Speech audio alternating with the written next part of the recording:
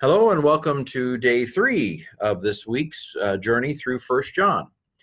So today we want to look at First John 2:13. Go ahead and see if you can translate that if you have skills. And here's my translation. I am writing to you, fathers, because you have known the from the beginning one, the one from the beginning. I am writing to you, young men, because you have conquered the evil one. Okay, a couple substantives here, but more on that in a second. Let's go into more detail. This was supposed to fly out in, anyway, it didn't. So we'll just look at the whole thing. So I am writing, this is present tense. Present tense normally has a sense of continuous time, which is interesting. I don't know exactly what that means. Probably not much to make out of that other than the fact that it is a lively way to talk to them. I'm speaking to you right now. John, I am writing to you, fathers. So fathers and young men, interesting. We have some awareness of a church, perhaps a house church in Ephesus that John is writing to that has some generations within it, fathers and young men. Of course, John probably is old when he writes this. He's John the Elder in 2nd and 3rd John. And so the church has been there for a while. He's been around for a while. And we're probably at the juncture of the passing of the torch from the last remnants of the first generation of Christians to perhaps the 2nd or 3rd generation of Christians. I'm writing to fathers because, hoti can mean either that or because. It seems to mean because here. Because you have known the one from the beginning. This is the from the beginning person. The doesn't have a noun that goes with it. We have to come up with one. The one from the beginning is, of course, God, I assume. And so the God from the beginning, the one from the beginning. This is, as we'll see in the next slide, a perfect tense, which implies something I'll tell you when we get to it. Okay, I am writing to you, young men. These are vocatives, by the way, fathers, young men. I'm writing to young men because you have conquered the evil one. Another perfect tense. You've conquered and he remains conquered. The evil one, of course, being Satan. We have a contrast between the one from the beginning and the evil one. Two different forces. Of course, not nearly God trumps, no question.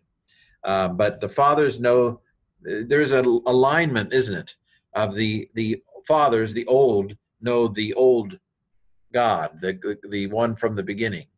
The young men have conquered the evil one, who in our tradition is the young whippersnapper angel that tried to dethrone him. But they've conquered.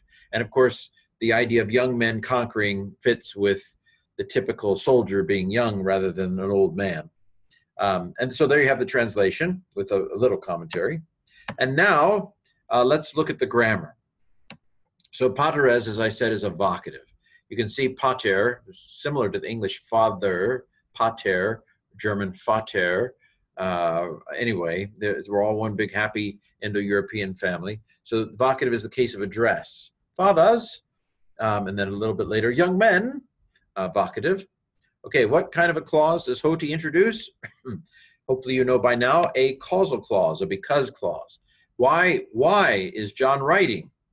He's writing because they're on the same team. They know the one from the beginning, like John knows the one from the beginning.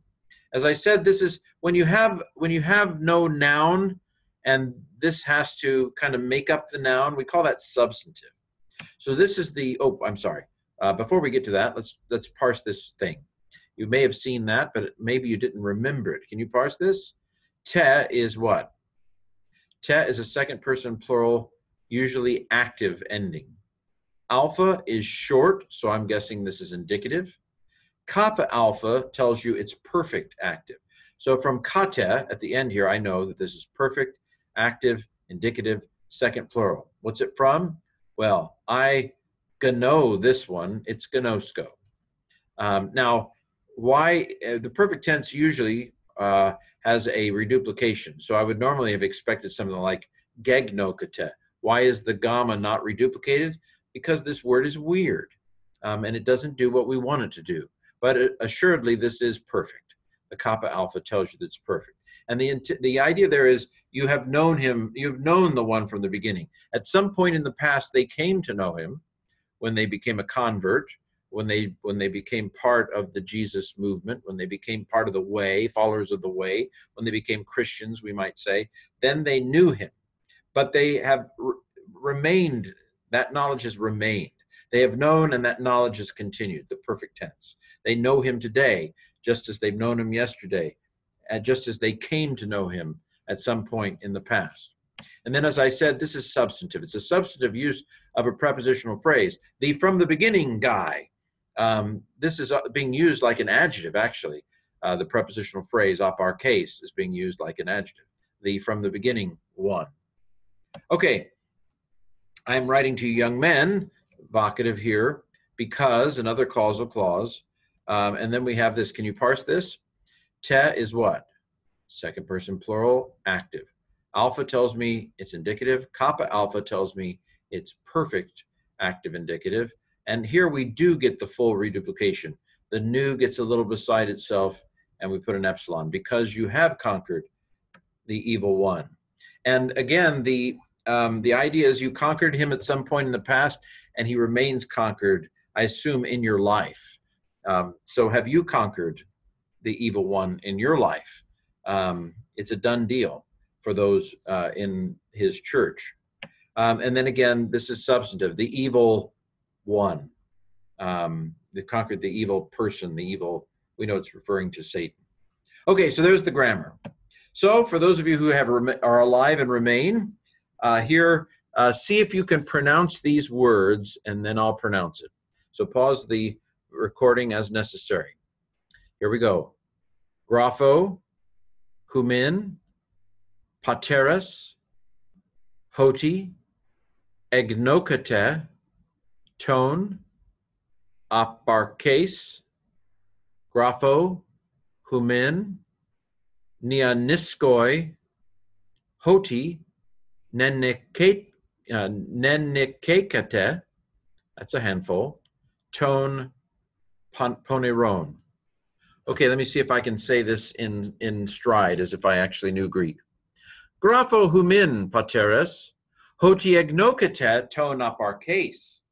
Grapho humin neaniskoi, hoti nenekekate ton paneron. Okay, there you go. This has been 1 John 2:13.